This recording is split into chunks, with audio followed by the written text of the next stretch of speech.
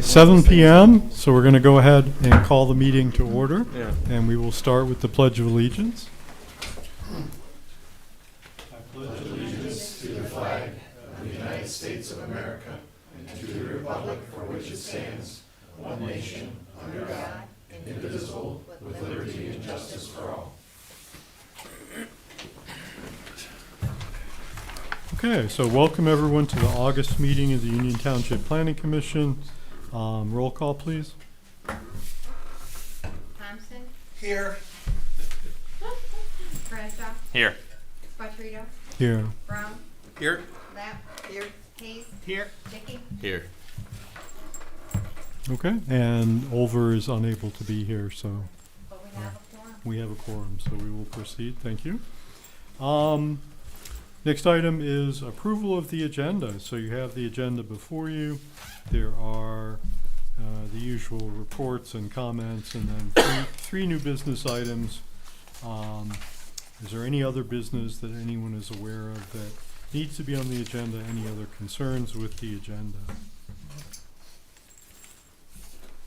Move to approve as written. Second.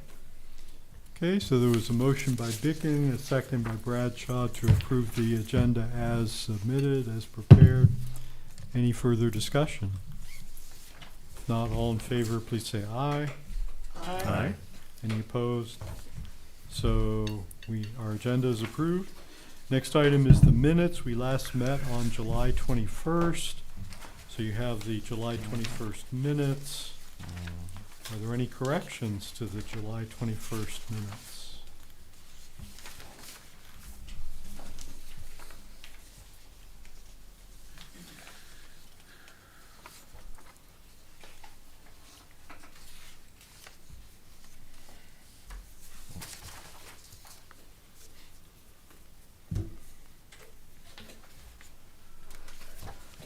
Motion to approve last meeting minutes as written. Second that. Okay, so there was a motion by Hayes with a second by Lapp to approve the July 21st minutes as submitted. Any further discussion? If not, all in favor, please say aye. Aye. Aye. Any opposed? Okay, so minutes are approved. Next item is correspondence, board reports, presentations. First item, as always, is report from the Board of Trustees, but that is Commissioner Olver, and he's not here tonight. Any hot news from the Board of Trustees that we need to be aware of, should be aware of? Nothing at this time. Okay. I know that they did mention at the last meeting that they'd gotten an application for a vacant board seat here. Okay. They didn't vote on it, but someone came in. All right. Okay, so we'll move on. Next item is Commissioner Thompson, updates from ZBA. We didn't have a meeting. Did So, not? Did not have a Okay. meeting, no. Okay. Any questions for Commissioner Thompson on ZBA-related matters from commissioners? Okay, if not, we'll move on. Thank you. Next item is the Community and Economic Development Monthly Report. That's always in your packet. And so we always give commissioners an opportunity to ask any questions they might have on anything you might have seen in the report.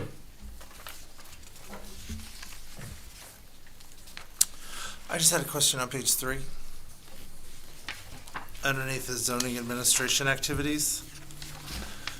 The second bullet point, is that 800 square feet or is that supposed to be 8,000 square feet? There's a comma, but then there's, You're talking about for the hotel, that's, yes, with the 8,000, that's a typo. okay.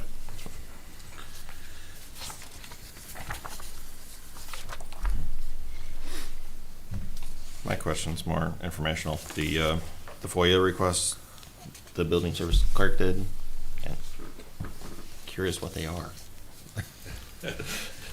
Not those in specifically, but like what kind of request would that be for them? We get actually a variety of requests. Often it's based on a property. They'd like to explore the property, they want to know more about it.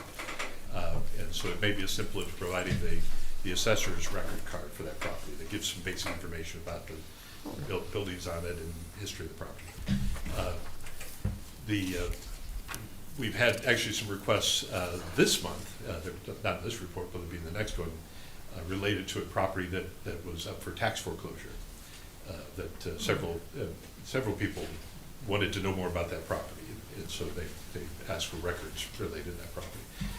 There's also a couple of national entities that aggregate building permit data, and so they essentially have a request that comes in every month asking for the past month's data on types of building permits and construction value and that sort of thing. Okay.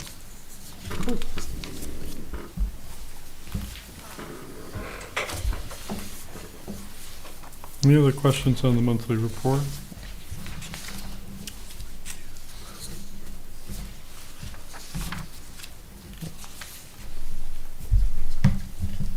Okay, if not, we'll move on. Thank you. Any other reports or correspondence that anyone is aware of that needs to come to our attention tonight?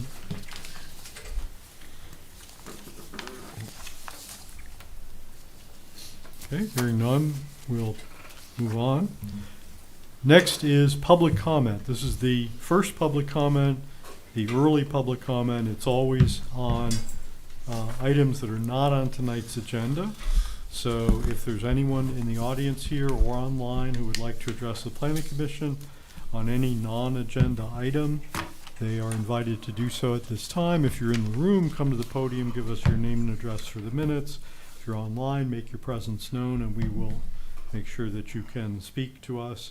And we ask you to limit your comments to 3 minutes on any item not on tonight's agenda. Public comments open at 7:07.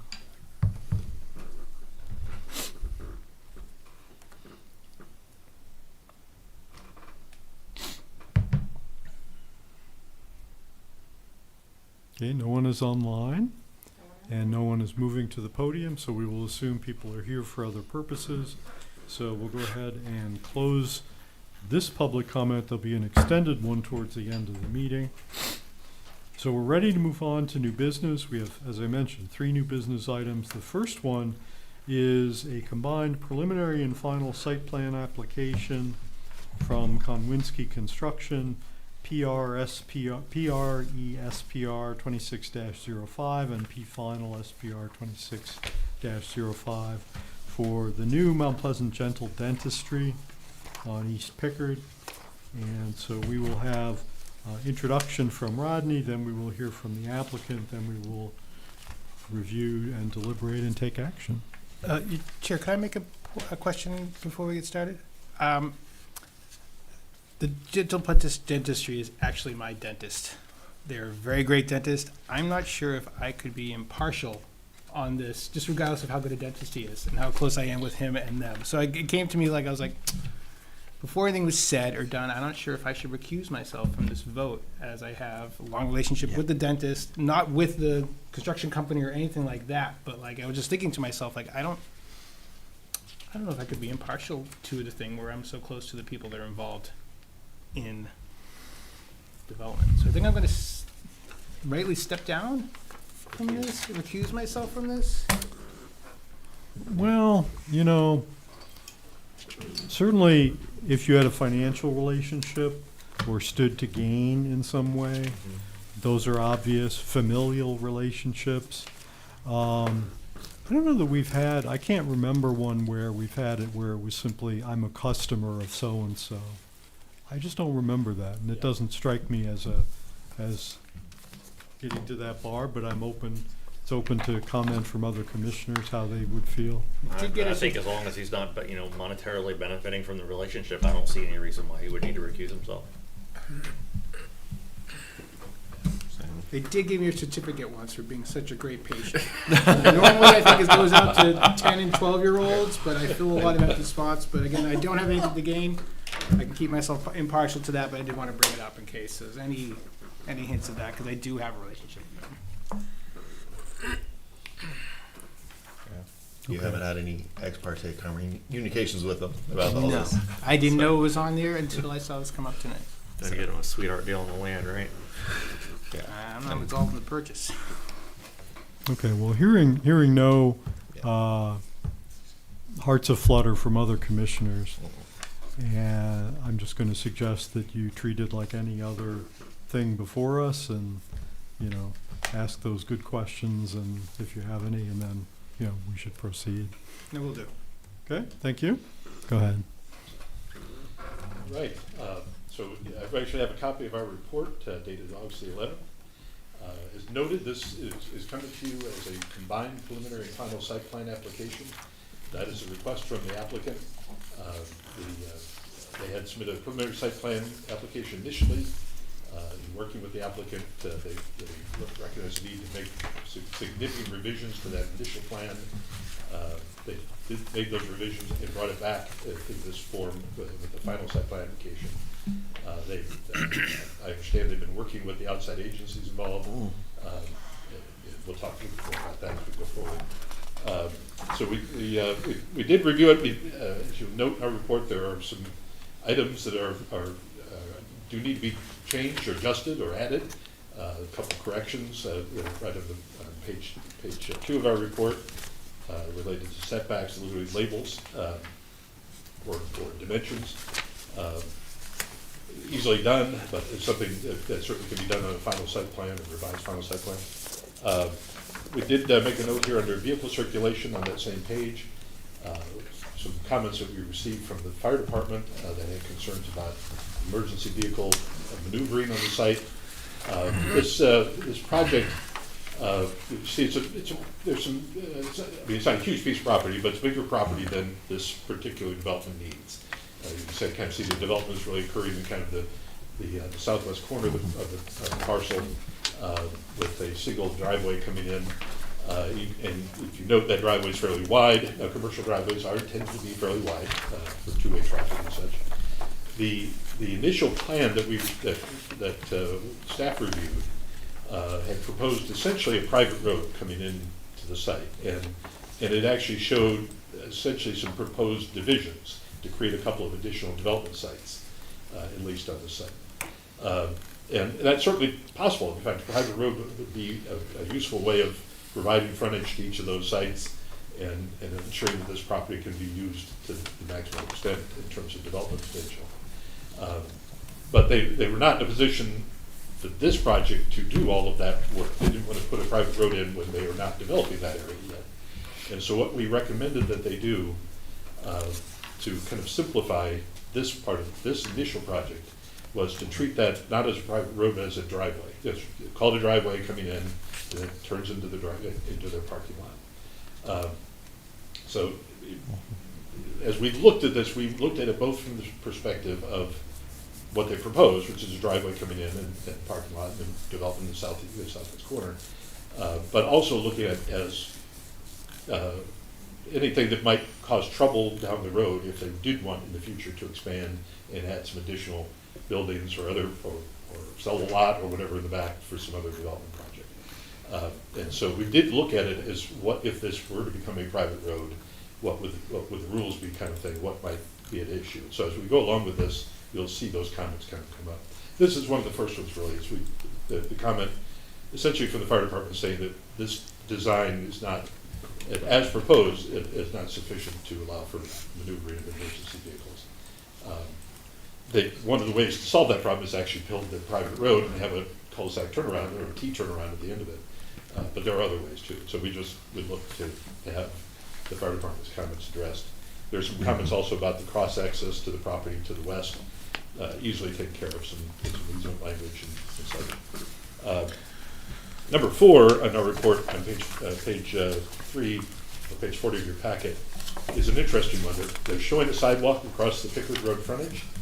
And as they note, they're showing it within the 49.5 foot wide half right of way that's measured from the center line to the north.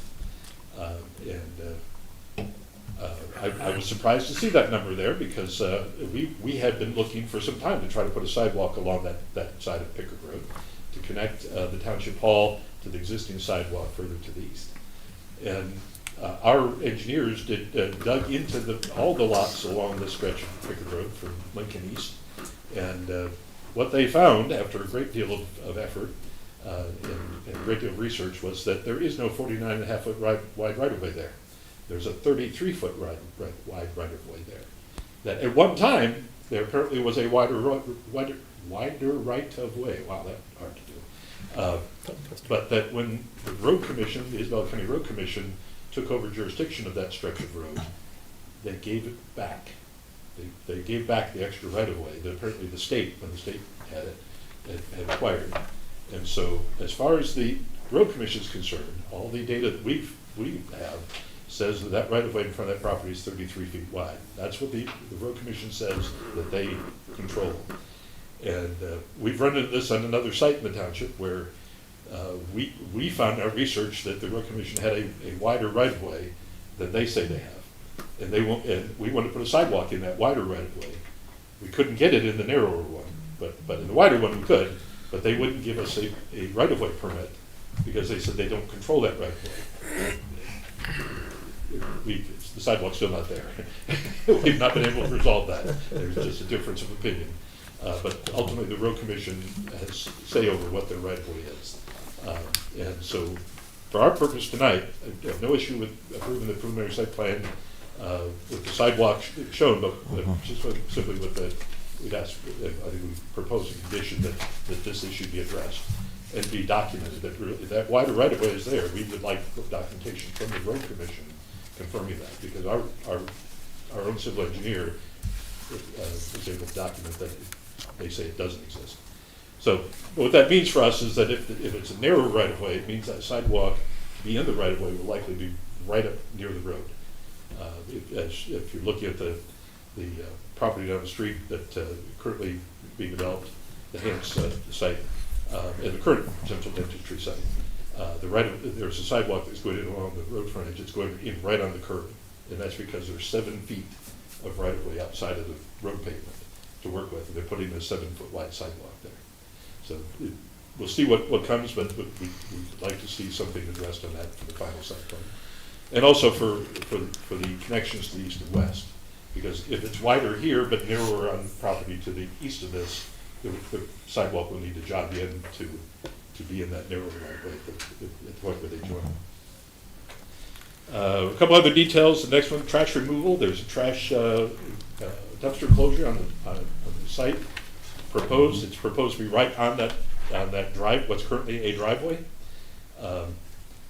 If you're looking at the lot and looking at where the front and rear yard are, it's behind the building, therefore it could be considered a rear yard. But we have to look at this site as also looking at future development, and that this will not be a driveway, it'll be a private road, and that puts that trash enclosure in a place where it can't have direct access to the private road that way, and it also will be then in the front yard.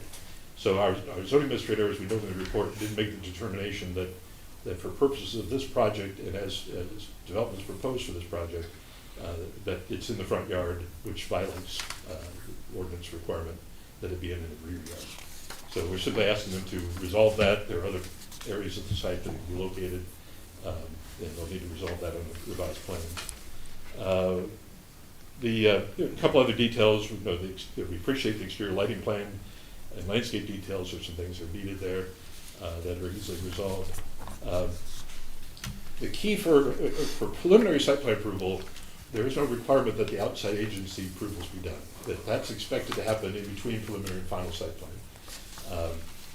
But it is a requirement in our zoning ordinance under standards for final site plan approval that all applicable outside agency permits or approvals are either in hand or, in the language of the ordinance, are assured of approval. And that essentially means there's only some little housekeeping detail that needs to be done, like paying for a permit or something. Typically, that assured of approval is done through an email that we would receive a copy of that says that essentially everything's good, you just need to pay for the permit, or everything's good, we just need this tweak done that doesn't really affect the site design. That would be an assurance of approval that we'd be comfortable with recommending action on the final site plan. At this point, we don't have that. We have multiple outside agencies that are still in the process of review.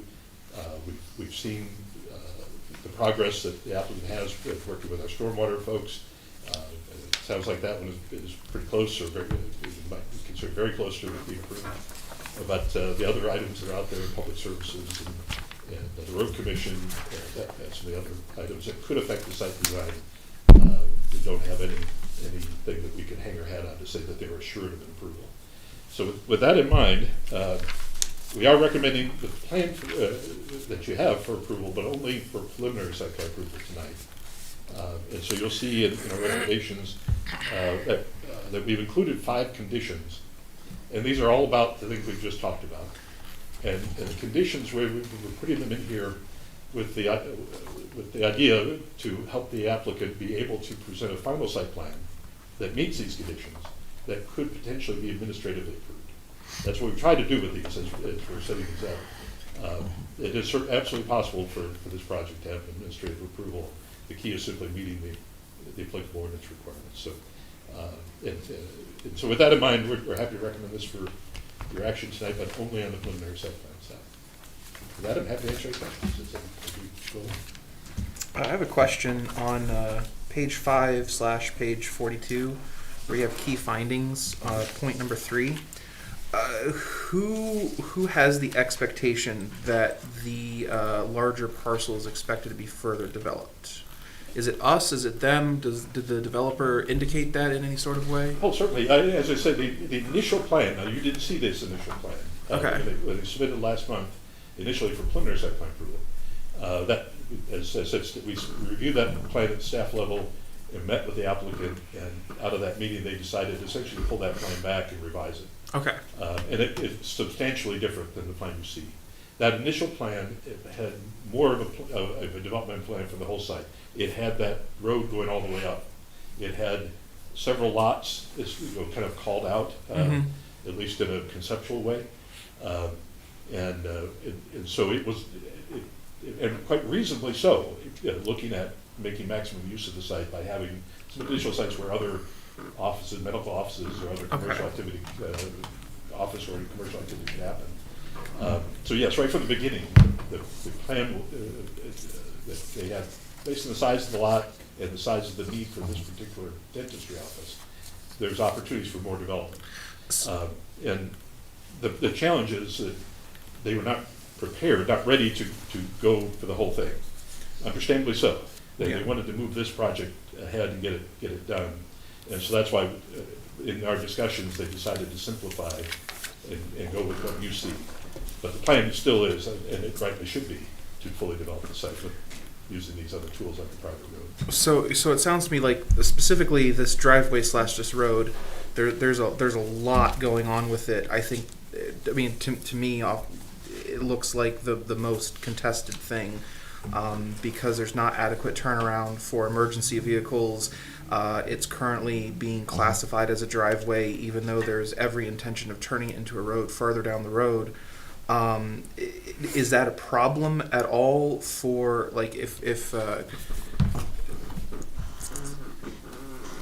I guess I don't know what exactly I'm trying to say, but the fact that it's on a technicality being treated as a driveway, when for all intents and purposes it's made clear that this is eventually going to be a road, would we not want to ensure that it has all the adequate rules and ordinances applied to it?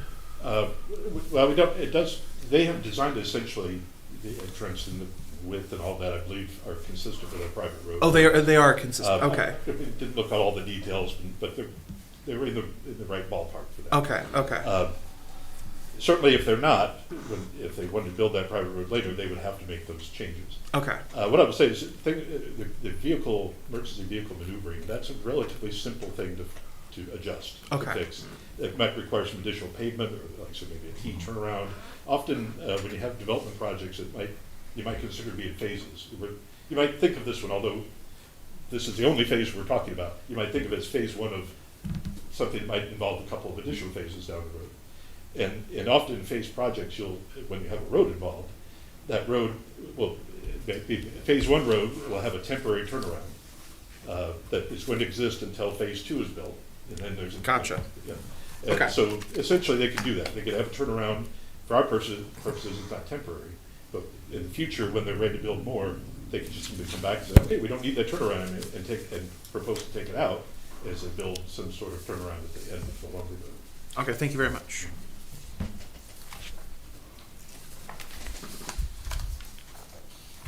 Any other specific questions at this point for Rodney before we hear from the applicant? Okay, thank you.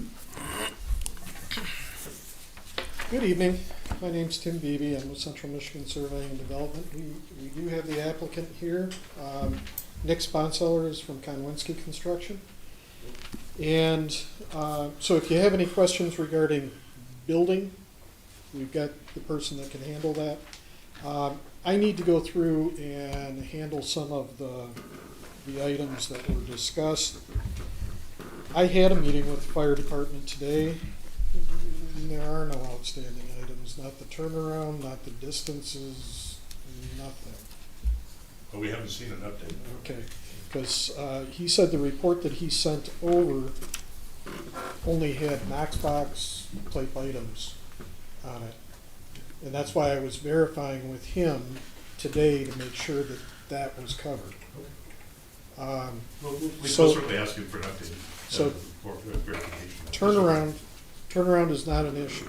Turnaround is designed with the same distances that the road commission's T turnaround would be. The width of the drive is in excess of what your private road would require.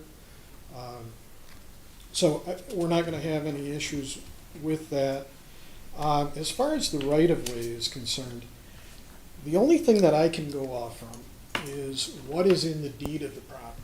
And the deed of the property states that it is subject to a 49.5-foot easement. And that's what they took title to. This is the problem we had on this other site and on this one. Yep. That we found the 49.5, but when we went to the road commission, all they own is 33. Yeah, and they don't actually, I'm just letting you know that this is a problem. So we need something from the road commission that says that they Yep. control 49.5. and on that road, you need a right-of-way like that. Oh, gosh, yes. Um, If you find it, you can get them to So- say yes, wonderful. Well, I think what's, I can reach out to a title company and ask what happens when you have a deed that says one thing, and that's what they took title to, and you got the road commission that's supposed to be the one that ended up with that easement, saying that they don't have it. So I'll see if I can get that worked out, but in the end, that additional right-of-way is needed on that roadway. It's needed on all of those parcels up and down through there. But it's got to be accepted by the road commission. for us to Okay. be able to deal with it. All right. We are moving forward assuming that that wider right-of-way is going to be there, that the sidewalk is going to be within the public road right-of-way and not just granting a sidewalk easement in order to put it in. So we'll proceed and I'll follow up with Rodney on that. We've been trying to get communication with the road commission. We are actually using the entrance that they installed when they updated the roadway. So the curb cut is the curb cut that they installed. So we're not asking for a new curb cut. We're utilizing what's there. So we don't have comments back from the road commission. And we don't have comments back from water and sewer, but water and sewer, we have water and sewer out front. We are doing private services, a 4-inch sanitary sewer service and a 1-inch water domestic service. We don't need fire protection.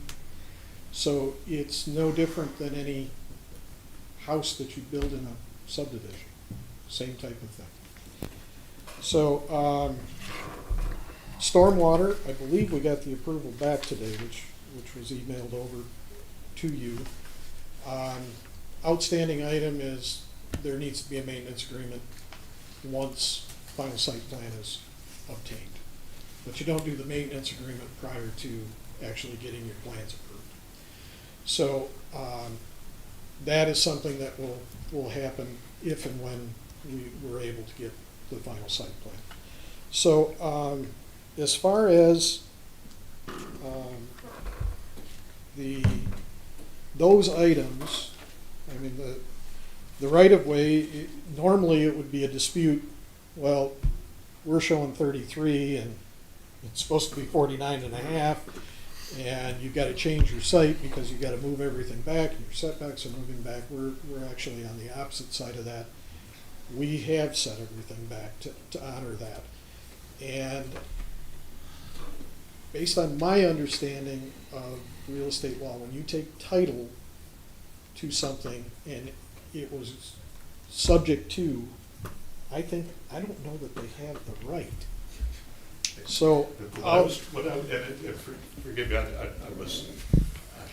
I was told that they were told, they shared with me, that the road commission abandoned the additional right of way. They were not able to get paperwork like that, but that's what they were told by the road commission, that additional right of way was abandoned back to the property owners.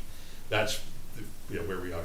One thing I'll mention to you, because I wasn't real clear, and I want to make sure for the planning commission, we not only need to know about your lot, that we need to know to the west and east, because your connections to the west and east need to hit in whatever right of way actually exists for the road commission. but I'm not gonna have control over the properties. We just want to be able to, for that, if it's 33 feet on the property to the east, we need that sidewalk to be able to come in at 33 feet where it meets that point, so that the next person that builds can connect to that sidewalk. We don't want to just run into the yard of the next door neighbor. We're getting ready to do a development on the parcel to the west. Yeah, the west, I assume that whatever is, because this property is part of a larger parcel, so whatever is right of ways on this parcel is, I'm sure, the same on the property to the west. But it's the east, I want to make sure you check that and verify what that actual road commission right of way is. Yeah, To 'cause the there's, east. I found where it deviated from 49 and a half feet in some deeds to 50 feet. But I didn't see anywhere that it was 33. But definitely check to the east as well. Because Okay. if it's shorter to the east, you need to bring it down and connect it. Yeah, that's a shame. Okay, so we talked about the right-of-way, we talked about the fire department, we talked about the outside approvals. The only one that I truly do not have any type of statement from is the road commission, and we are using their previously built curb cut. So I do not expect any problems with that. As far as the dumpster's probably going to be the biggest item that we should probably have a discussion on, because the idea was to try and put it in the rear. That's what we, other than putting it in a back corner, which makes a vehicle come all the way in and then have to back out. It is just a miserable way to pick up trash. So I think from a functionality standpoint, it is in the best location possible. So are your thoughts that it needs to be set back out of a future right-of-way? Is that what you're thinking? So if I may? Yep, no, I'm trying to figure out how to fix that problem. So as I noted, when I spoke, the dumpster, if you look at this lot, the whole lot, and you look at the building as proposed, the dumpster, of course, is behind the building, and that makes it in the rear of the building, and therefore a rear yard.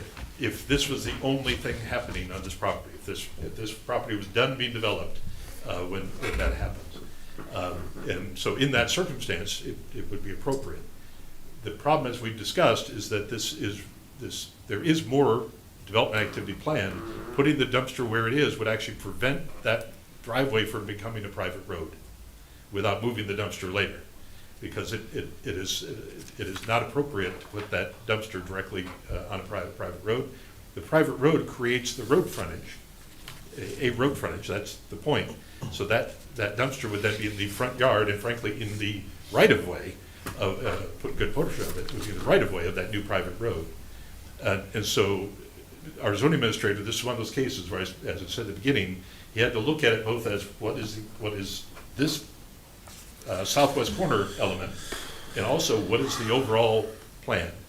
And as I said, they shared that this road would be extended, that there were additional development sites, quite appropriately, should be developed in the future. This site can be used for much more than just the one dentistry office. As pleased as we are that they're coming there, there's more room, and it should be used for more. And so putting that dumpster there, that would be in the front yard, and so that's why I noted in the report, that the zoning administrator, language of the report on page 3, says the zoning administrator has determined that the currently proposed location is in the non-required east side yard and would be in a front yard if the driveway were to be converted and extended to a future private road to serve the additional office service development. So at this point, we have the zoning administrator determination. We've reviewed the ordinance, reviewed the plan, and made a determination, and quite appropriately, that this is not in a rear yard. And whether we call it the east side yard or we call it the front yard of this private road, the future road as part of this development, in either case, the location of the dumpster enclosure doesn't work. It conflicts with any ability to do future development of the site. And so I recognize that moving the dumpster into the dentistry parking lot to a site, I said probably the west side, that does create more of a challenge. It's a little bit more of an effort for that to be emptied. And it probably would require that operator to back that truck out, unless they're coming during off hours when they could use the parking lot to turn around. But that is what the ordinance requires. The ordinance does not allow this site to be consistent with the requirements of section 7.14. So if the applicant wants to appeal the zoning administrator's determination, that's an action to take to the zoning board of appeals. I don't recommend it because there are other sites. We don't want to go that direction, but we do need that dumpster enclosure to be relocated. So, With the idea, yeah, let me put out, with the idea that drive, we're having to grant an easement to do cross-access. So typically you put that at the end of a drive, so that if they do have to come in, they pick it up and they have a straight back out. With that being where the cross-access is going to be, I can't put it there.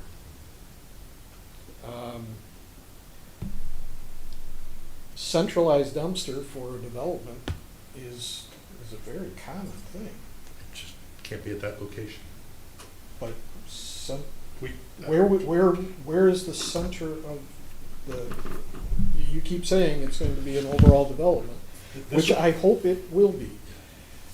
But if you were looking at centralized location for pickup, that would be actually in the center of that site. This is something that is commonly dealt with, these kinds of projects where details need to be worked out. We had the microbrewery where we had actually a similar thing with the dumpster enclosure. They had to be adjusted. And we had conversation, we worked out a location that worked, and it was built.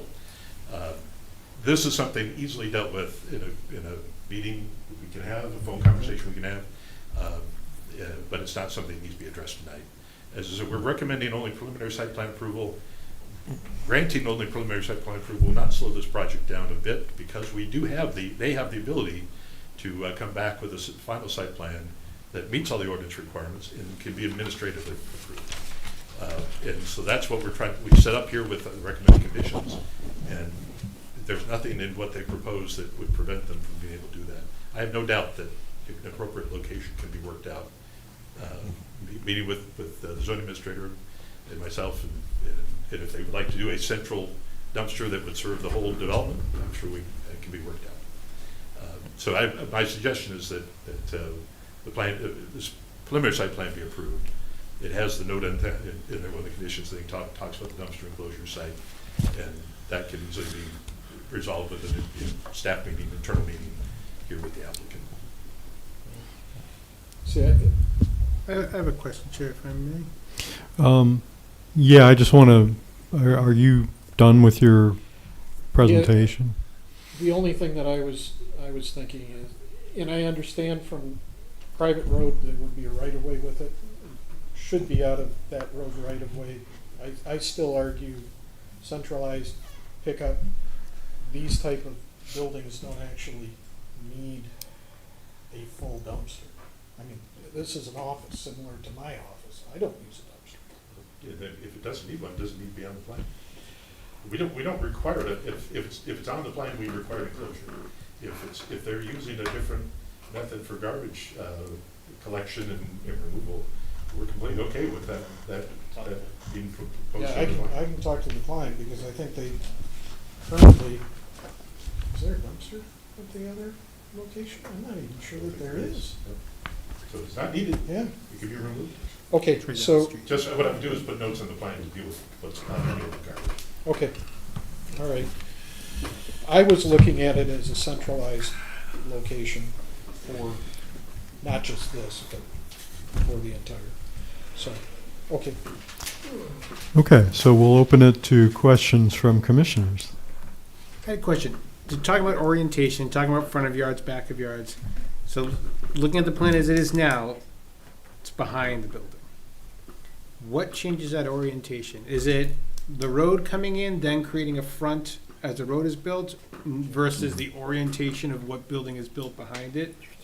So as soon as that road comes in, it becomes a front face along that road. I mean, if you look on the cover sheet of the plan, they have a little sketch of the site, and they show the yard setbacks down towards the bottom.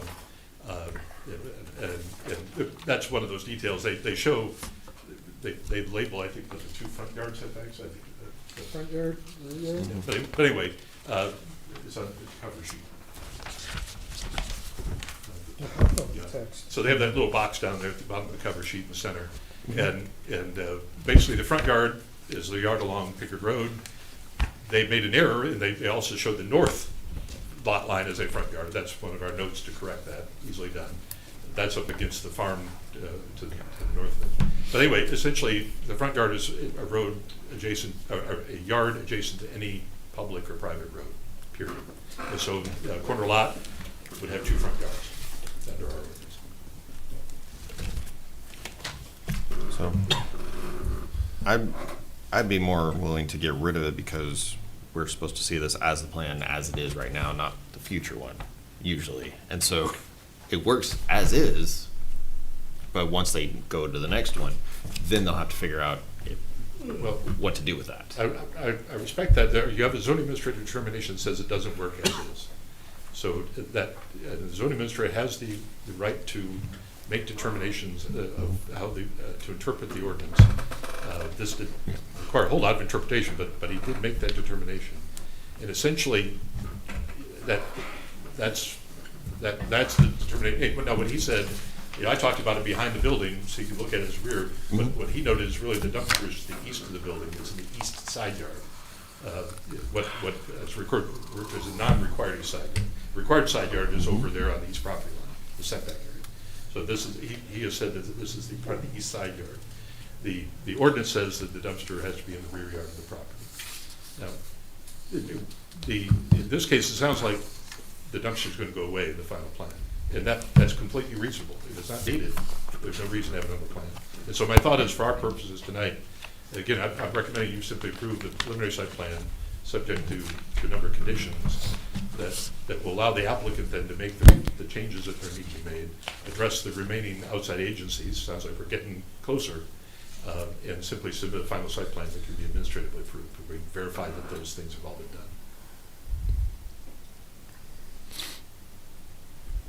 Tim, out of curiosity, 22 parking spaces, is that an ordinance thing, or how did that, No, that's just actually, what they it's- chose? It's, I believe, more than what the ordinance requires. But there's more. Oh, okay. He's planning on 11 staff. Yeah, there's a lot of little office workstations. So if you have 11 staff, you're gonna have to Mhm. pretty much double that in order to handle the people that are coming and going. So this is what the doctor felt that he Okay. needed. Okay, thank you. I have one other question for both of them. So So this right-of-way thing, if they want more, why is that an issue? Why is that a concern? No, he's saying it needs to be documented so that there's an assurance that it's legal. Oh, okay, okay. Our parcel says it's subject to 49.5 feet. But the person that, this used to be state highway. Okay. So state highway had 49.5 feet. When they transferred it to the road commission, what he's saying is, they said, oh, we only want 66 instead of 99.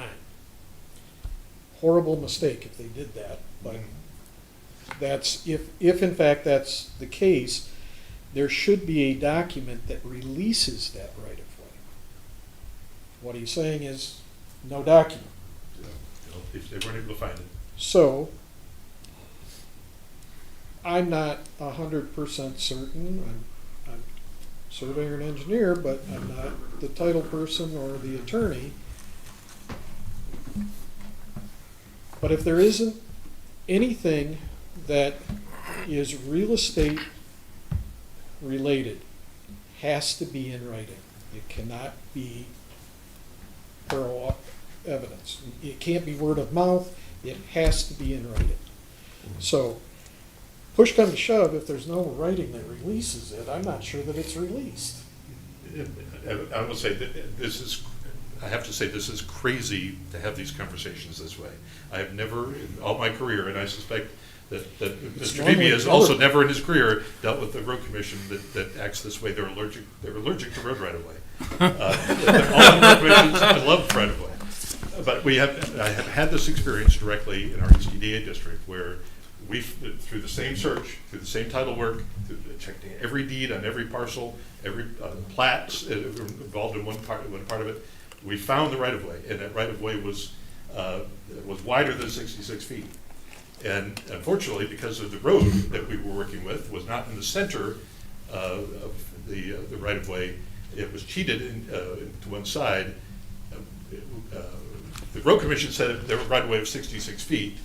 But if we worked with that 66-foot wide right of way, we would not be able to get the sidewalk in because we'd be cutting part of their asphalt for the road to put a concrete sidewalk in. It'd be that close in some spots. And so what we went to them and handed them the paperwork and said, it's all here. Here's the documentation. Your right of way is wider than you say it is. And their answer was, no, it's not. It's 66 feet. And they provided a document which was not a survey document. It was a sketch. Essentially, you might think of it as a napkin sketch. It was a little more than that. Somebody drew it, but it was essentially from very simple lines and a measurement of 66. And said, this is our right of way, and we're not going to give you a permit to put in the sidewalk in the area of that area that your claim is right of way because we don't control it. Our contractor, quite rightly so, said, we're not going to do the work if we can't get in the right of way, if we can't get a permit from the county road commission. It is an amazing classic catch-22.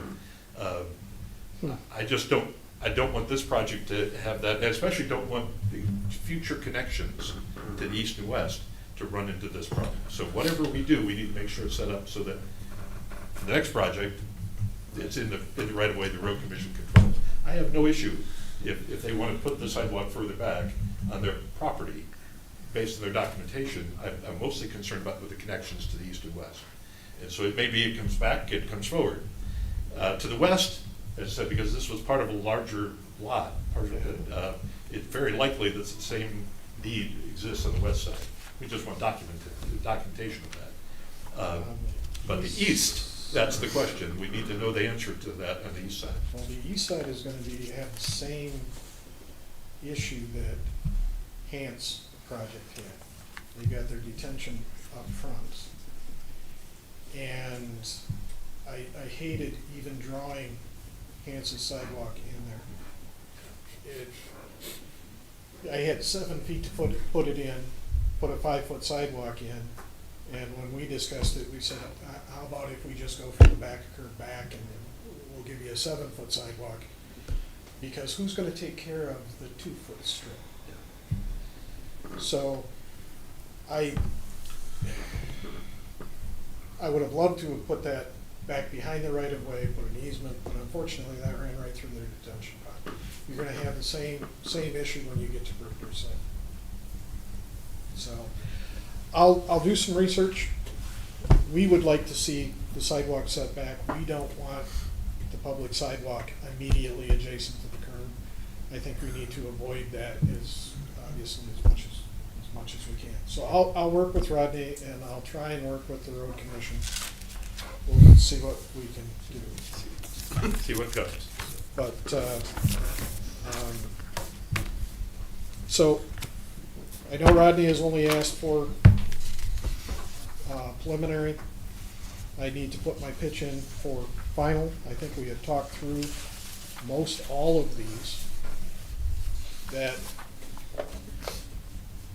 if the sidewalk were to have to swing down, would it change how you voted because the sidewalk had to move to a right-of-way line that it has to be in? Would the dumpster being removed off the site plan change how you would vote? If they are going to bring roller carts out instead. The fire department I met with, and I met with today. There is no issues with this plan because the T-turnaround is in compliance with the road commission's T-turnaround.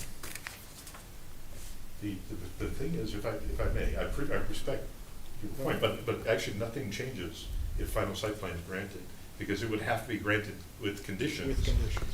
And one of those conditions that is not on this list, but there'd be a sixth one, and that is a review and approval by the zoning administrator before a building permit is issued. And in reality, that's exactly the same process we have right now in our zoning ordinance, with the option for administrative approval of final site plans that meet all the requirements.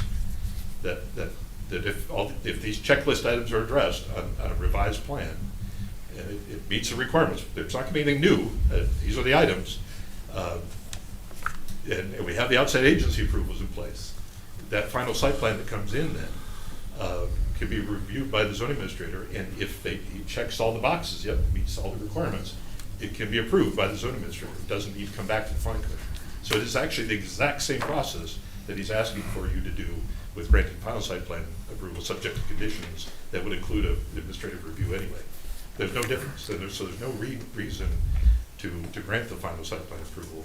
Preliminary site plan approval, as noted in this report, back to the first page, it grants approval for the site design. It says, yes, this is good. This is consistent. It's a site approval of the site layout, and the overall design. Final site plan simply, that's the construction plan. That's when all the details are taken care of. This plan is ready to be constructed.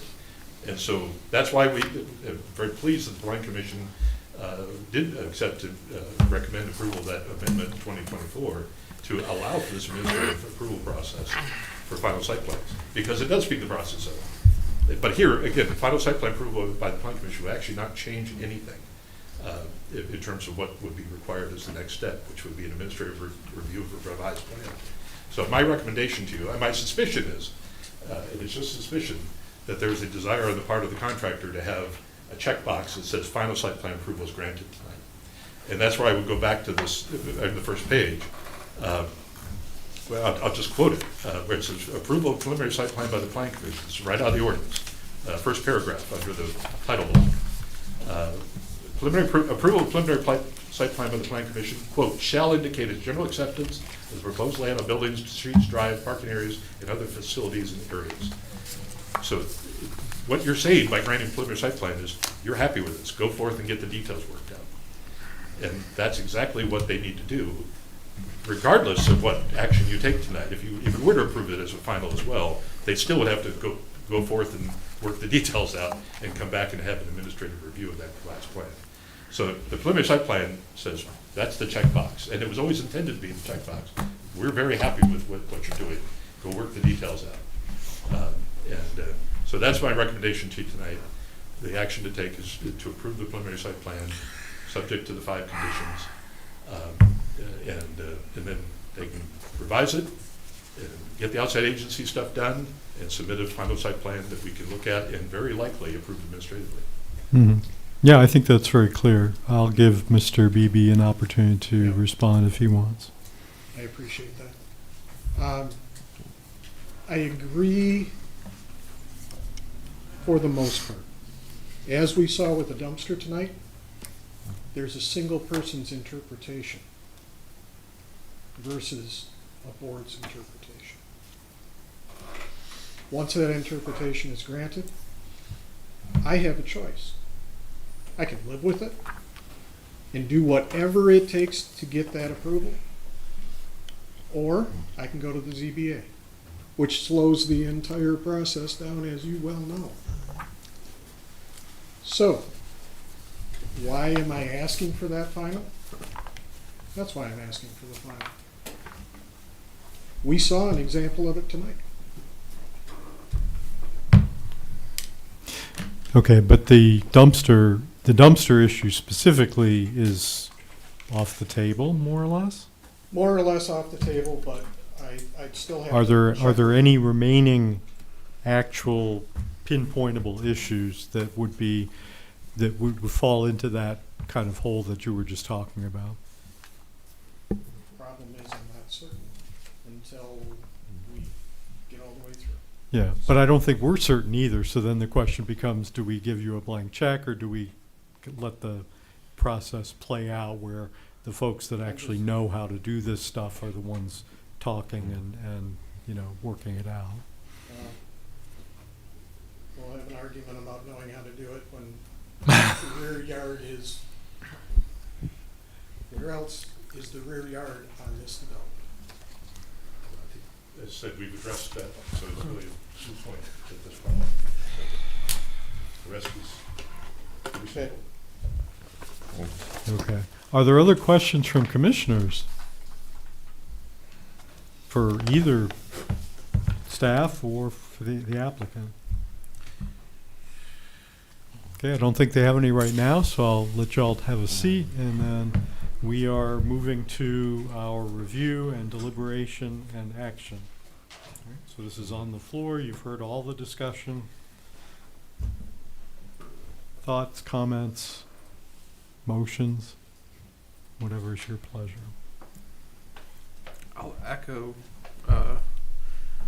the whole thing about the sidewalk and the right-of-way just being an absolute weird mess.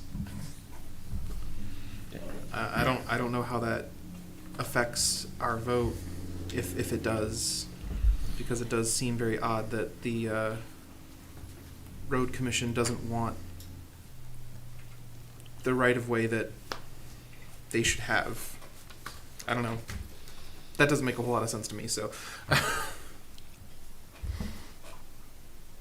I'd say to echo the chair's motion that, you know, we're getting a preliminary site plan in front of us that typically we're trying to nail down what's going on inside the walls, not outside them.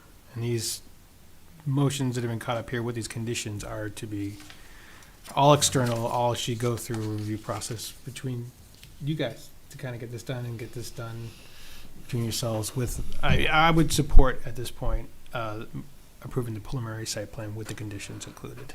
I feel like that would give us a good say on making sure that these items that are addressed by that Rodney are taken care of, but also making sure we can get this process started for the person and beginning internal development.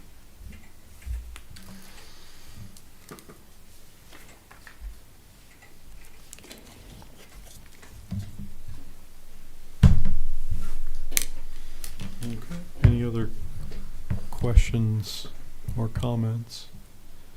I guess just looking at the conditions now, the second one is revise the site and driveway design as needed to provide for safe access.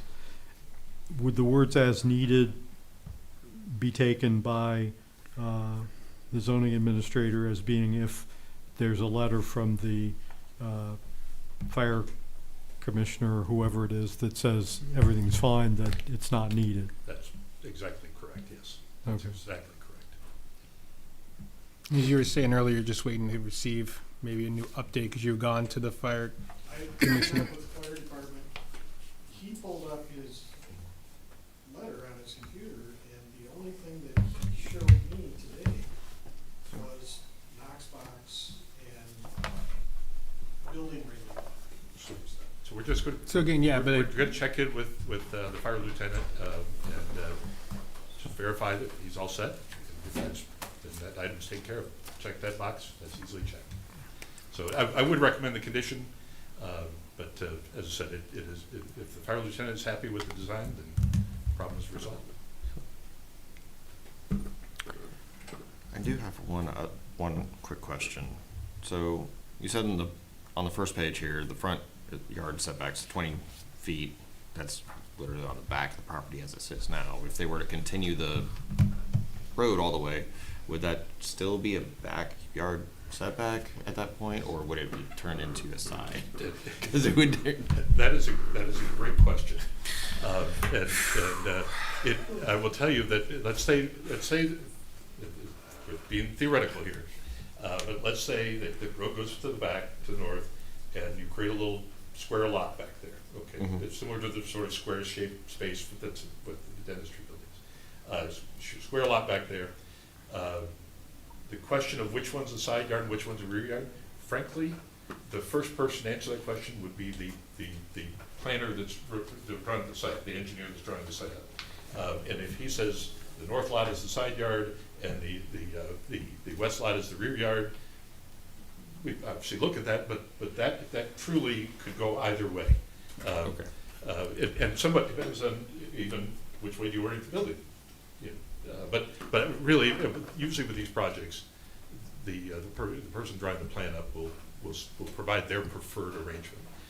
The main issue here is that no matter what, our ordinance does have a requirement for an additional 20 feet of setback where an officer's district is adjacent to either an agricultural district or an active agricultural operation. And so they do need to provide the additional 20 feet. And that wouldn't matter if it was side or rear. That's the same rule applies. Okay. I wasn't going to wade into this, but now you've raised my curiosity. So I actually have a question for the builder, because just so on this building, it looks like there's an entrance at the northeast corner. It looks like there's two entrances on the west side.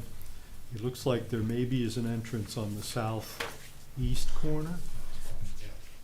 Which is the front entrance? There's two front entrances, both on the east side. Those ones on the east side are considered the front entrances.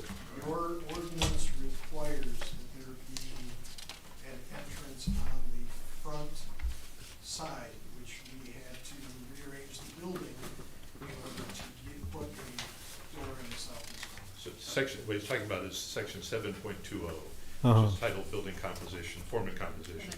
And it requires a public entrance on the street frontage. What we've worked with several projects with this, and we've said, just put an entrance there. It essentially can be treated like an emergency exit. We just want that there. Mhm. The door can, you need to have the public coming in that way. Just have the door there and treat it, set it up so it could be a public entrance if that's what they wanted to arrange in there. We had no issue with the front entrance being the parking lot side. Yeah. But there is a requirement, and it's really about putting a public face on these buildings towards the road, not putting the butt end of the building towards the road. Well, that's why I guess to me, once that becomes a road, the front of the building would be the east side. It would, yep. And then they would only need the one entrance, yep. Yeah. But they still, frankly, I don't know they need an emergency exit that close, but it is what it is. It's way in that way. Yeah. The MMR, it's been a while since you've seen it, but the MMR training building over on corporate way at Packard Street, they putting up a pole barn style training building. They had the same issue. They wanted the entrance to face north into the parking lot, into the interior, and what we said was you need to have an entrance on the south side facing towards Corporate Way, and they have a very utilitarian entrance to this building, and we said just match it, put the same door on the other side, and make it an emergency exit. And if it's the same door on the other side, same steps out, so people can actually exit that way, then that would meet the requirement of section 7.20. So that was the design that they were going to do. On the final site plan, we haven't seen that. Huh. So this must be a reason why buildings have what looks like a perfectly good door, and there's a little sign that says entrance on the other side of the building, is because planners in offices have decided that it has to be that. Maybe so. All right. Okay. Any other comments from commissioners? Okay. Does anyone want to proceed with the motion?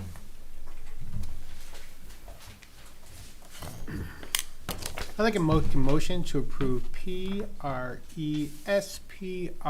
26-05 preliminary site plan only for the new 2,803 square foot Mount Pleasant Gentle Family Dentistry Medical Office Building on the north side of East Pickard Road, PID 14-009-30-008-01, east of South Lincoln Road in the southwest quarter of Section 9 in the OS Office Service Zoning District, finding that the site plan dated July 28th, 2026 can comply with the applicable zoning ordinance requirements for preliminary site plan approval, including sections 14.2.p, required site plan information, and 14.2.s, standards for site plan approval, subject to the following conditions. 1. Correct the rear yard setback dimensions to a total of 40 feet as required. 2. Revise the site and driveway design as needed to provide safe access and maneuvering for emergency vehicles, and relocate the dumpster enclosure to the rear yard as required. 3. Provide documentation from the Isabella County Road Commission confirming the width, location of East Pickard Road right-of-way over which they have accepted jurisdiction, both of the subject site and for the immediately adjacent lots to the east and west. 4. Resolve the remaining building composition, landscaping, exterior lighting, cross-access, and right-of-way details and outside agency requirements on the final site plan per applicable township ordinance requirements. And 5. Copies of the stormwater maintenance agreement and cross-access easement as recorded as the Isabella County Register of Deeds office shall be provided to the zoning administrator prior to insurance of a building permit for this project. Support. Okay, so the motion was made by Hayes, the second was by Bradshaw. Did I hear that correctly? Yeah. Okay. I would like to amend one thing. They were talking about removing the dumpster, just add remove or relocate. I would second that amendment. That's a great addition. Okay, Amy, did you get that? No. Repeat what you just said, please. On Robert. number 2, where it says and relocate the dumpster, just put and remove or relocate.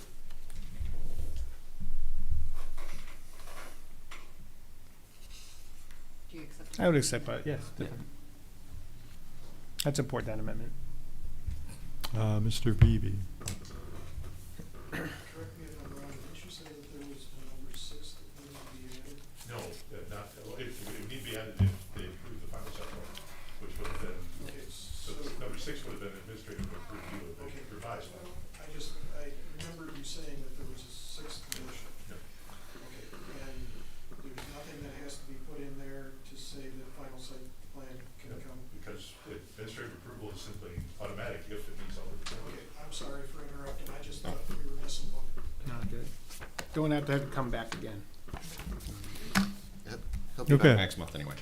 So the motion was made, it was amended with one addition of one word, which we have, and it was seconded. Any further discussion on the motion? Okay, I'll ask for a roll call vote, please. Lat. Support. Squattrito.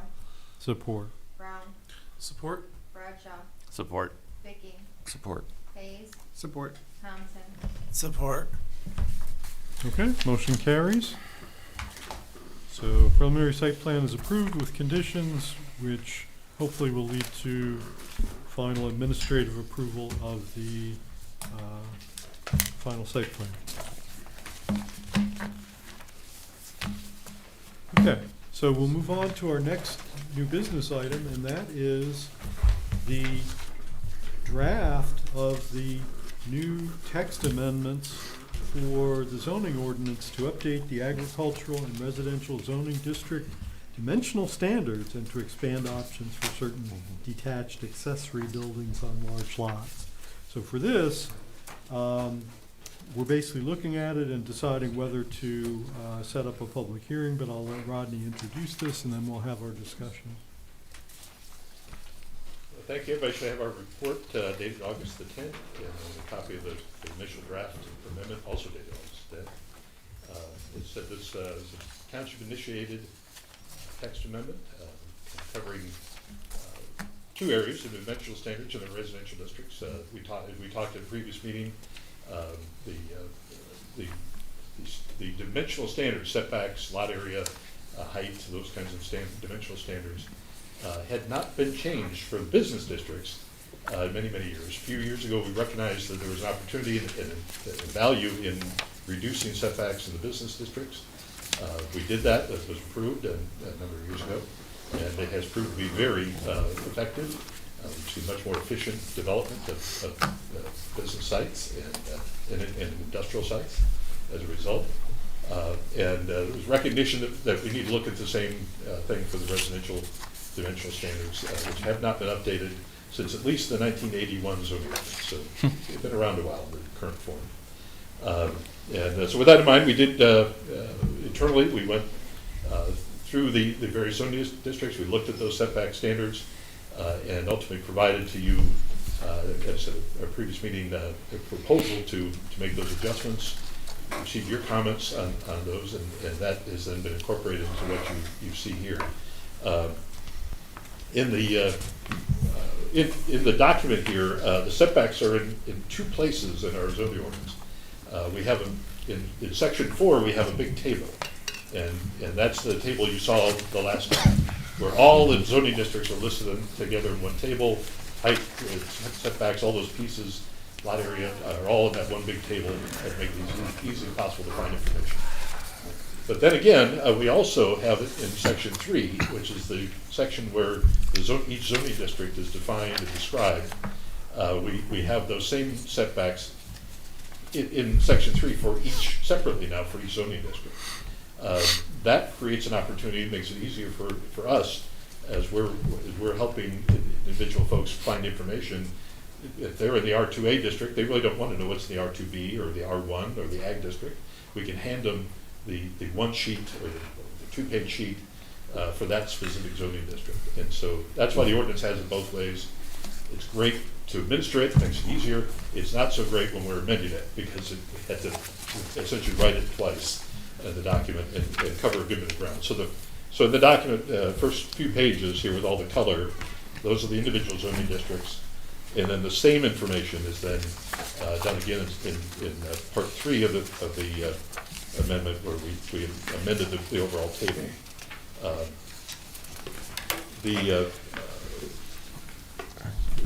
A couple of details I think we talked last time. I was mentioned again. Our current ordinance, what you might call the maximum density of residential units, number of units per acre, currently is set simply by that lot area standard. So if you have a quarter acre lot requirement, that's 4 units per acre. That's really pretty simple that way. What we're proposing to do here on the lot area side, we're proposing to reduce the minimum required lot area for several of the zoning districts that are in our water and sewer area. Because in the water and sewer area, you don't necessarily need as much acreage as maybe listed here. I mean, for example, in the R2A district, one family home requires 14,000 square foot lot area. There's actually a modifier that gets it down, I think, to 12,000. But still 12,000 square feet that's significant. That's more than a quarter acre of land. And for a lot that's on water and sewer, well, that's a lovely lot. It's beautiful. we don't need to require it. We could function with that district if that lot was smaller, and it still could provide, that would provide reasonable home size, meet all those setback standards. And so we're proposing to shrink the lot sizes down in these districts that have water and sewer primarily. But there's a caveat. Because normally shrink the lot size down, that means more dwelling units per acre. Right now we have, our sewer system in particular is designed for our existing zone. It's designed for that zoning that was established in 1981 and really hasn't changed since in terms of lot area density. And so pipe size, all those pump station capacity, all those things were designed for this existing capacity and existing build out. And so for the moment, we don't want to mess with that. But this amendment, what we've done is we've added a separate standard that we're just calling maximum residential, maximum number of dwelling units per acre. So we're now setting a residential density standard in this one of the dimensional standards. And the numbers that you see here under each zoning district match the existing maximum density based on the current lot sizes. And so, I mean, for example, in here, in the R2A for one family with water and sewer, the density could be 5.8 units per acre. Now, for two family in the R2A district, you've got duplexes, it's a little higher, because obviously a duplex is two units in that building, and it gets a little higher. I'm sorry, I apologize. Single family is 3.7, two families 5.8. That's the higher part. So 3.7, 5.8. Those numbers were calculated based on the current standards, unmodified standards. And as we talked about last time, and as I think we talked about in our report, we're very happy to talk about looking at, as part of the master plan update, looking at where can we actually increase density, where can we actually build more homes, and so we'll be looking at our system and looking at where there are opportunities to expand, and so but that's more a master plan, the long range planning item. So that's why for this purpose, although we're allowing smaller lots, the overall density wouldn't change. So there might be on a big piece of property that might require then some more open space to be set aside if they want to have those smaller lots. So with that in mind, that's the first part, and hopefully, especially with the setback adjustments, the goal is to try to make it more efficient to both make improvements to existing homes, especially in the east side of the township, where we have the old, what used to be the R5 district, it's now R2B, and a lot of those lots are currently legally non-conforming. They don't need to be. So this adjustment would remove that legal non-conforming status and make it easier to make improvements to those homes. It also would make it easier to develop new homes in the areas that have water and sewer. So that's that part. We did make a couple of adjustments to the rural parts of the township, ag and R1, but they were more modest. Again, reducing setbacks a little bit, reducing minimum lot width for the ag, but fairly modest changes just to be consistent. The other part of this actually comes to us courtesy of Mr. Beattie's comments at our previous meeting. It's something that was on our mind as well, but we definitely appreciated his comments and your comments in response to his recommendation that we look again at the accessory structure provisions. And so that part 6 that is covering proposed amendments to what you might say the dimensional standards that apply to pole barns, sheds, garages, and other accessory structures. And here we are essentially extending the sliding scale, you might say. We have kind of a sliding scale based on lot size. The bigger the lot, the bigger the accessory structure can be, the taller it can be, and also in some cases the more accessory structures can be built on the larger lots. We're proposing simply to extend that scale both for the rural lots in the ag and the R1 to add larger sizes for larger lots above 20 acres and 40 acres and above. Mentioned 2 new categories.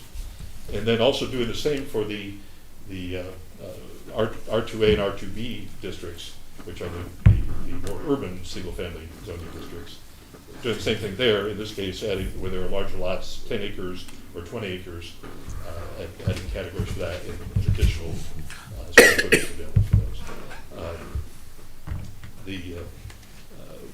With those, that's kind of a quick summary, quick walkthrough. I'm happy to answer any questions about the details, or as I said, if there's any additional changes or adjustments to this, we're happy to make those for you. Okay, so it's open for questions. Robert?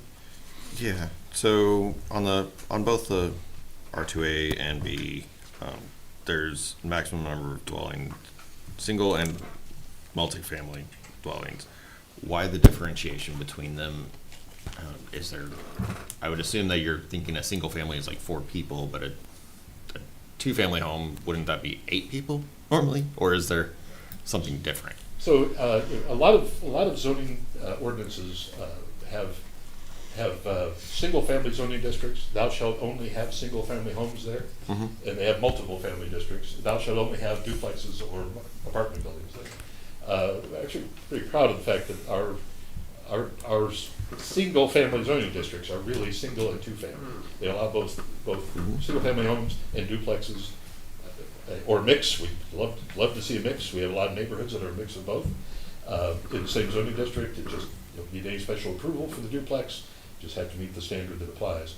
But because duplexes are a little different from a single-family home, both how they function and frankly how they're usually set on the lot, they have a different set of dimensional standards that apply. So that's all. But the idea is to maximize the opportunity for both types of housing. Right. I get that part. It's the maximum number that you can have on the lot. Why are there? The density standard? That's Yeah. the difference? That's actually just, remember that language, remember the standard's maximum number of dwelling units a lot per acre. Right. And so in a 2-family home, there's 2 dwelling units in that one building. And when we ran the numbers currently, what's currently allowed with water and sewer, what we found was if we count dwelling units per acre, for the current one, the number is higher if you have 2-family dwellings, and lower if you have single-family dwellings. So we just wanted those numbers to match the existing conditions that our ordinance set, because those conditions were what were used to develop our sewer system. So if somebody wants, if you would develop a site that's 50 lots, and you would develop all duplexes, then you can do that in the R2B at 8 units an acre, 8 duplex units an acre. If you want to take those same lots and develop them with single-family homes, then you'd be doing it at 5.2 units an acre. That's all.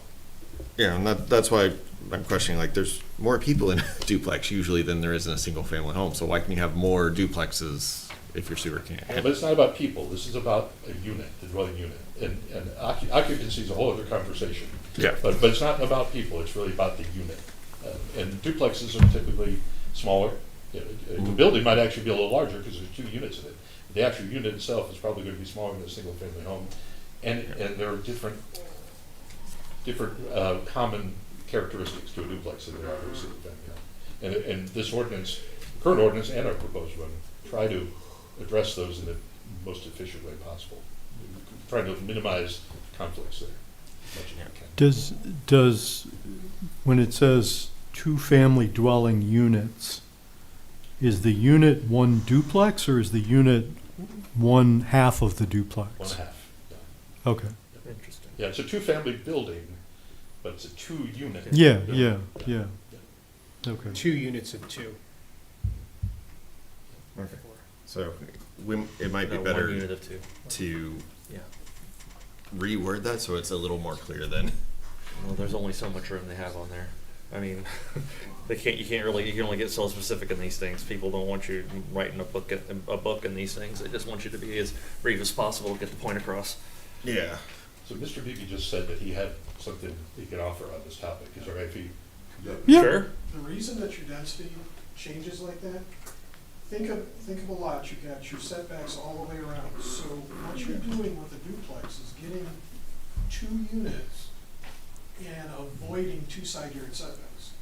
So therefore, you can actually fit within the setbacks, more units. That's how you end up with that. It seems odd, but that's how the density gets higher for the duplexes, because you're eliminating setback areas. Making more efficient use of the land. Yeah, Yeah. it gives them more room to make more units. Yeah, I understand that. It was the sewage part of it, because we don't have places that can have the sewage, so why aren't there more people in there that use more sewage? I see. I apologize for missing that comment. And I bet Tim, our engineer here, would have gotten it much faster than I did. I will say this, that I'm not going to question how they came to the sizes that all I can tell you is that they used our existing zoning to make the determinations of how big the pipes should be, how big the capacity should be for the pump stations. And in doing that, they recognized that this could have duplexes or single family in the zoning district. So how they calculated it, which is a bit of an art to run those numbers, Right. but how they calculated, that was a long time ago. But they did it based on our existing zoning. So that's why that's the only reason for that new item, that new standard for density, is to make sure that any new development that actually happens right now would be consistent with those existing sewer capacity. And as I said, this is worth revisiting, because there are opportunities to expand that capacity, but we want to do that in a more structured environment than master plan updates, and in conversation with public services, make sure we identify those areas that can most easily be upgraded. And Rodney, you feel like these new yard, the setbacks, especially for the front yard, the minimums, will meet some of the questions that you've had from residents about the opportunities to rebuild front porches and things like that? They will, yes. They'll provide much more flexibility to be able to make changes, whether it's front porch or addition, even just making cosmetic changes to existing homes can sometimes be trouble when they're a legal non-conforming structure. So this will make it much easier to improve these existing home sites.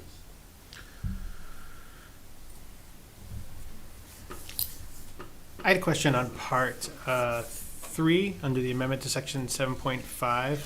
And I think it goes back to a point that Mr. Beebe brought up last time he was here. And I guess a question that I expected it to be higher was let's look at AGR1 districts. Say you have 40 acres or greater. You can do a 5,400 square foot external building if you want. The max height is only 18 feet. We were talking about that sloping and the arching and how can an 18-foot height really accept a pitch that's going to allow snow or anything else to come off? Great question. And this gets to how height is defined in the ordinance, and that's not part of this amendment. And I should have addressed it in my report, so I appreciate you bringing it up. Height in the zoning ordinance for a gable, any kind of sloped roof building is an average height. So it's essentially the height of the wall plus half the distance from the top of the wall to the peak of the roof, half the distance. So the actual peak will be far higher than 18 feet. It's the midpoint that has to be no more than 18 feet. And so that allows 18 feet allows that allows the flexibility to put up a building that has a 412 pitch or even in some cases more. It just depends on how big the building is. But easily a 412 pitch, even on the largest, could work with that kind of dimension. When it hits, say, 5,400 square foot and you have a much higher one, do they have to come back in for us for a waiver over 35 feet? I know this. So if somebody wants to, first of all, one thing to keep in mind is that these standards apply to residential accessory structures. They do not apply to agricultural buildings. And so you could have a farm that would have a barn that's far taller than these limits. Their standard is different. So this is residential accessory structures.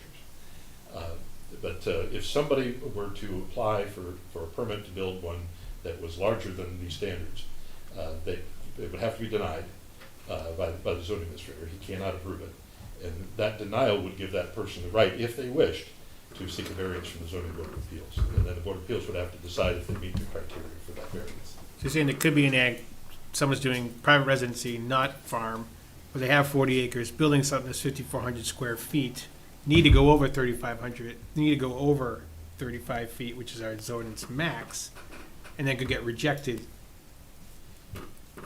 for that? If they don't meet our requirements, now this, as I said, this is residential section, 40-plus acres, 5,400 square feet total, they come in at 5,500 for one building, Oh, no, not over the square footage, but over the height, now the height of 18. only the height of 18 18 feet. feet. I'm wondering if someone can build up to the max that is allowable to them for an accessory building. If it's over Could the they height, get denied because the resulting height is over 35 feet, which is what our zoning we had a is? project that came in, that person built unfortunately without permits.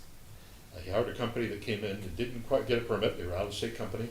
Didn't They put quite this get building up, and it did during COVID, it wasn't caught immediately, during the height of COVID, which I think was somewhat intentional. But it was eventually caught, and he was cited, it was noted that it was obviously taller. I say obviously, it was actually turned out to be about just under a foot taller than it should have been. But it was still, you could see that it was taller than it should have been. We did have the opportunity to work with the gentleman, we got the measurements, and we told him it was also too big. It was also bigger than the maximum standard in this ordinance. We worked with the gentleman, tried to get him to resolve it. We said, take the building down or you can modify it. If you modify it, get a building permit to modify it, but it has to be modified to get into the square footage, and you have to deal with height as well. And what he said, well, I can modify the square footage, because it was sort of it has sections, so you can take off a couple of sections and get down below the square footage. But of course, it was much harder to modify the height. And so ultimately, he applied for variance for that height, and he got it. It was granted to him after the fact, variance for that foot of height. But he had to go get it, and that would be the case for any project like Any this. project, If it exceeds 18 feet, based on that average height requirement, they'd have to ask for a variance from the zoning board of appeals, and they'd have to meet the criteria for that. In this case, the board of appeals found that he met the criteria for it. Can I ask another question, sort of a follow-up on that? So we have a tornado, it takes down this building that's got a variance for the height. If the person wants to rebuild that building, do they have to go back, does the variance stay with it, or does the variance disappear? The variance runs for that property. Okay, The variance is an interesting creature. It's a license to break the law, essentially. But it is also, you might say, a key that is part of the law. The zoning board of appeals is a judicial body. It's essentially, you might say, ZBA case law. That site, that height was a reasonable variance to grant. And so if the building's damaged, it's basically, because there's a variance, the building is not a legal non-conforming structure. It is a conforming structure to both our ordinance and and by the way, they did modify the area. So it's a conforming building. And as a building conforms with the ordinance and conforms with that approved variance, okay. absolutely could be rebuilt. Okay. If it was flattened. I just wondered if the variance would stay with the building regardless of what happens, okay, or with the property. Okay. Just going to remind people that our job tonight is to determine whether this is ready to go out to the public and to schedule, if so, to schedule a public hearing.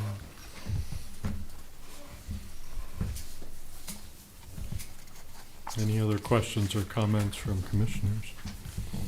Thank you guys for your work. Appreciate it. When I said, I do appreciate Mr. Beatty's comment. Yeah, thank you again for your guidance, and I appreciate it. I'm gonna put some examples together when it comes to the public hearing portion, so that you get a feel for if you use basically the minimum pitch in this, if you have this many acres, this is the height of the sidewall, give some examples. Because, I mean, you went right after the first thing, which is, can you actually build what you want to build? If you were looking at a 40-foot wide and trying to get a 14-foot door in so that you can get you can't put a 16-foot wall to get the 14-foot door and have a building that's 40 feet wide. So, I appreciate you looking at that right away, and that's, I think I'll put some examples together just so that for this many acres, you could do something this big. It stuck with me when you brought it up. We had a conversation here few months ago about those heights, and Yeah. it just sat in my head again, like how much is this gonna get flexed out, and how much does that really allow people to build versus what the numbers say based on our ordinance? I would just ask you to consider tossing some examples of 12-foot doors, because 12-foot doors are more common than 14-foot. I don't disagree with you, 14-foot is becoming. Yeah, it's becoming. But there is a bigger impact to 14 than 12. Yeah. And so give me examples of both if you could. Yep. No, I figured I'd kind of show you the, typical barn size, typical widths. And if you go this wide, you can go this tall type. But, yeah, unfortunately, a lot of the fifth wheels right now are like 12'6". And it's causing problems with the air conditioners and everything else. That's what we ran into with, the one over here on Lincoln Road. Okay, so once again, if you think it's ready to proceed to the public hearing, we can have a motion to schedule a public hearing.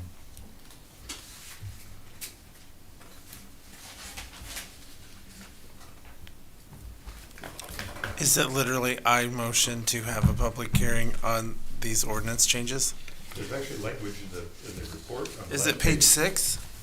There's the last page, you can see some bold language there if you want to use that. The only thing I would Where? say is that motion is a noun, so I would say I move, but that's just me being me. Wait, so page 6. Yeah, page 4 of our report, page 49 of the packet. It's the very end of our report. Literally the last paragraph, the last sentence. I just bolded some words there. Now, I do agree, it probably was changed the word motion to I move, but it could be. I move to set a public hearing date for our next regular meeting on September 15th, 2026. Second. Okay, so maybe we want to say, set a public hearing date for make some reference to what it is, the text amendments. But, yeah, so the motion was made by Bradshaw, was seconded by Hayes. Any further discussion? Good work, thanks. Really appreciate the hard work you did on that. Okay, let's have a roll call vote, please. Vicky, No. Hayes, Yes. Brown, Yes. Thompson, Yes. Bradshaw, Yes. Quattrino, Yes. Forgot me. and Karen Matt. Yes.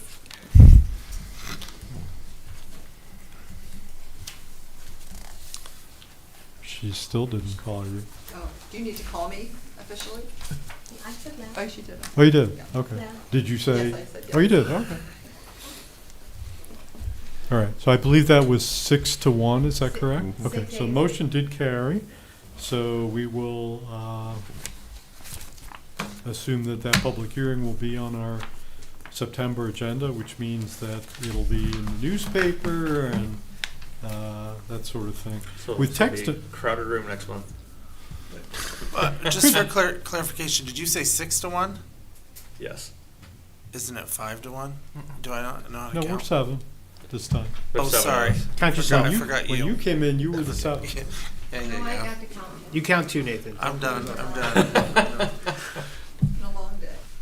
It has been a long day. Okay. So, with text amendments, there's no property owners to mail it to, so it's just the newspaper? Then in terms of notification, is it just the newspaper? It's a newspaper on our website and on the front door. Yeah, okay. So it's general broadcasting, it's to everyone, okay. All right, so then we have one more new business item. It hopefully won't take long, but it is something that happens occasionally. So we have a site plan that was approved that is coming up against the 1-year deadline. and they have requested an extension. This is the Isabella County Material Recovery Facility addition over on River Road. And so you had in your packet a letter from the director explaining the situation and making the request. I'll let Rodney briefly speak to this, and then we'll take our action. Thank you. Everybody should have our report dated August the 7th. There's also a letter from the Isabella County explaining their request. This, as said, this is improvements and additions to the material recovery facility over on River Road, our recycling facility. They're very excited about those improvements and expanding the capacity of that site, but they haven't gotten started yet. They're still working out some of the details, and for the reasons that were noted in the letter, the construction has been delayed. Our process for approval, final site plan, when approved, is in force and effective for 545 calendar days, a year and a half. And then if nothing is done, basically the idea is that within that 545 days, the building permit is pulled, construction is started. And once that act is, construction has been initiated, then at that point that site plan is valid, ongoing. It just at that point is the complete construction. But it's valid for 545 days with nothing happening. And what we have is that 545-day period is coming to a conclusion next month, and for this site. And as they know, they're not going to be ready to start construction before that time. So our ordinance does accommodate that, and it provides for an option for the Plan Commission upon written request and good cause shown to grant an extension of final site plan approval for up to an additional 365 days in 1 year. There's nothing in the ordinance that prevents you from granting more than one extension. So that's up to you as to how many extensions you might grant, but they can only be granted for up to a year at a time. So that's what they've asked for, is 365 days. That'll take them to September of 2027. They certainly are hopeful that they, as they note their letter, that they'll be underway by then, but they have the option to request a second extension if they need it. As a public project, public funding, in this case also involving coordination with several other counties, it's understandable that this is taking longer than it might have been anticipated to get done. So with that in mind, we're happy to recommend this to you for your action tonight. Certainly from a planning perspective, we have no objection to the extension. There have been no changes in the requirements that applied to the project when it was approved that would require any kind of change to the site plan. And we do not anticipate any changes or requirements that would apply to the project. So we're pleased to recommend it to you. And we did in our memo there, under the recommendation, include some bold text language. If you want to use that as a motion, you certainly welcome to. That would grant that extension. So with that, I'm happy to answer any questions. Questions for Rodney? Yeah. What would be considered starting construction? Just getting a backhoe to dig a hole and now you started and it's in perpetuity, so they don't even need this? Like, So, what do you consider? yeah, so what we're looking for is issuance of a building permit. Frankly, Okay. that's our marker. That's an easy marker in our system to say, yep, look, they got a building permit. Building permits are good for 180 days. If they don't use it, it also expires. If it expires, then we say, look, site plan's gone. We're happy to work with folks, and we want them to be successful. And so frankly, even if, for example, if this 545-day period, if we caught it, we happened to meet with them at the right time to talk about county recycling services, and we had that conversation and said, you know what, we're coming close. And we looked it up and discovered we are coming close. But even if they come in October, after the deadline, after the expiration, we would have provided you the exact same report. And we would have had the same proposed extension date, because we would have still extended from September 15th of this year to September 15th of next year. In the same way, even if they come in later, they wouldn't have got the full benefit of the 365 days at a time. So we want people to be successful. We're happy to grant an extension if they need it. if somebody comes in and they're on their 5th extension, or maybe 4th or 3rd, that's up to you, not up to me. But if they're asking for multiple extensions, then it would be time to start having those hard questions. Are you really going to build this? Is this a dream and not a project? Because even if it expires, the rules haven't changed. Even if the site plan expired, they can simply come back, they'd have to pay the fee and apply again. But they can submit the same site plan, it would receive the same review, it would have the same answer, which is, yep, it meets all the requirements, it should be approved. So even if it expired, they could deal with that, it's just some extra steps they have to go through.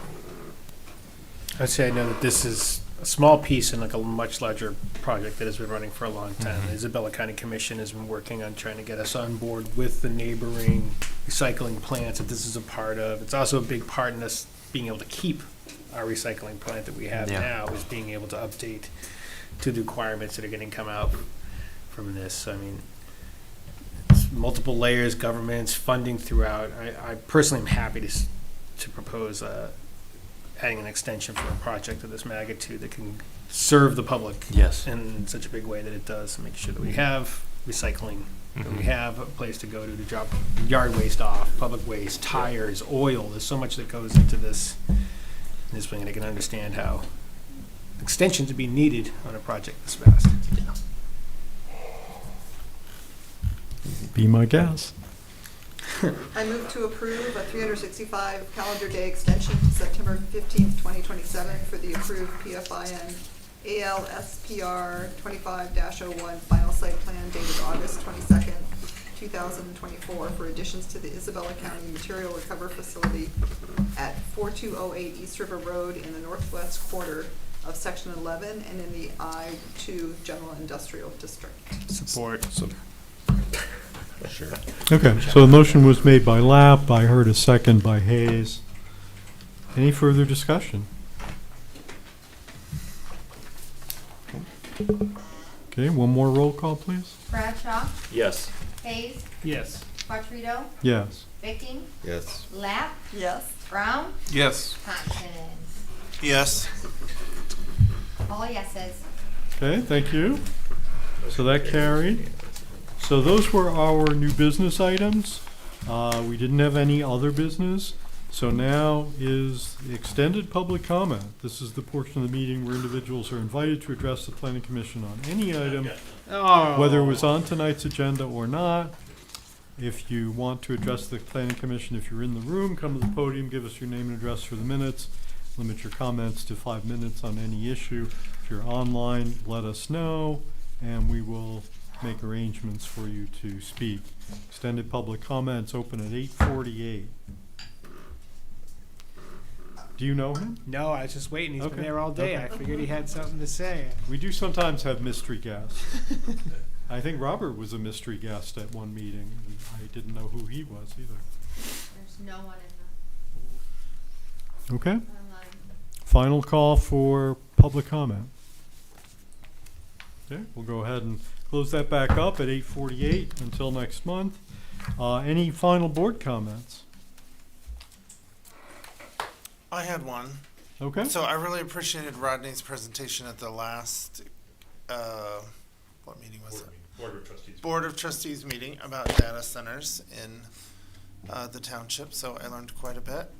I really thought a data center physically had to be a building, and it does not. It can be a server in a room. So I really appreciated that. Thank you for doing that. Is there a copy of that I can read somewhere? Sir, if I may, I can share the details. yeah, Rodney and I have had a conversation about this, but go ahead. So this was the July meeting, right? So it was the second meeting in July. I don't recall the date now, but it was the later meeting in July for the Board of Trustees. So if you go on our website and you go to the main website, there's across the top there's some menus. One is boards and commissions. Just kind of highlight on that, just put the cursor on it. Do a pull down menu. One of the choices is Board of Trustees. If you click on it, there's still a choice for Board of Trustees, but anyway, the easiest way is highlight, click on Board of Trustees. It will open up, show you who the Board of Trustees are. Down below it, it provides all the agendas and minutes for each of the meetings. So look on that later July meeting. And if you, I think it's got a little arrow there, click on the arrow to open it up, you'll see the agenda, and you'll see the minutes, and you'll see data center presentation, and that's a PDF file of the slides for the presentation that I did. So you can see all the slides there. You can also watch the video, and that's on, if you go on the Township YouTube channel, and just look up that same meeting, that late July meeting, and go in, I think, about 3 minutes. So it started pretty early. You'll have my presentation there, and it's about a 35-minute presentation. Would you be interested in doing it again for us? If you'd like me to do it again, I can. I did talk with the chair, and he said that if we have a quiet agenda, that we have approval to put it on the agenda. So Okay. if we have a quiet agenda, I'll put it on there. In the I mean, meantime, if you'd like to I'll see go it. watch it, but I'd definitely like to see it, Yep. in person. We need to have a chance to ask questions back and forth. Yeah. Yeah, there were some questions at the end, about 5 minutes worth from the board And members. to hear you talk about ludicrous speed. Yes, I did. There are some privileges you get when you're a public speaker. You get to talk about ludicrous speed. I think that's a much better title for those big data centers.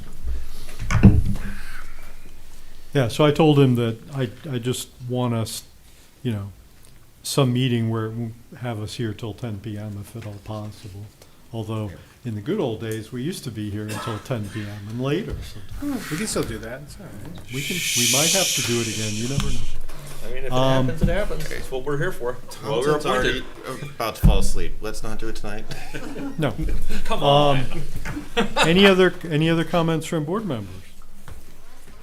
Commissioners, I should say. Okay, if not, then we'll close final board comment, and we've completed our agenda, so we stand adjourned until September 15th.